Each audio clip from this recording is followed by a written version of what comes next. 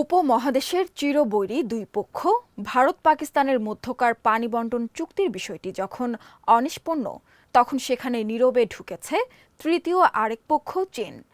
৬৫ বছর ধরে এই সিন্ধু পানি বণ্টন চুক্তি ভারত পাকিস্তানের মধ্যে সিন্ধু ও এর শাখা নদীগুলোর পানি ভাগাভাগির ঐতিহাসিক দলিল হিসেবে কাজ করেছে। এই চুক্তি সিন্ধু নদ অববাহিকায় পানি প্রবাহের প্রাণ, যা চীন থেকে শুরু করে আফগানিস্তান পর্যন্ত বিস্তৃত। ভারত ও পাকিস্তানের মধ্যে হাজারো বিবাদ সত্ত্বেও উভয় পক্ষই এই চুক্তিকে সম্মান করেছে। এই চুক্তি ঐতিহাসিকভাবে দুই দেশের মধ্যকার এক অনন্য নজির হিসেবে প্রশংসা পেয়ে এসেছে। তবে বিশেষজ্ঞরা বলেছেন, এই চুক্তির মধ্যে দীর্ঘদিন ধরে সংঘাতের আশঙ্কা বজায় ছিল। এখন প্রশ্ন হলো, ভারত পাকিস্তানের দ্বন্দ্বে চীন কেন জড়িয়ে যাচ্ছে? এর একটা উত্তর হতে পারে, এটি চীন পাকিস্তানের মধ্যকার দীর্ঘ ৬০ বছর ধরে গড়ে ওঠা শক্তিশালী সম্পর্কের প্রতিফলন।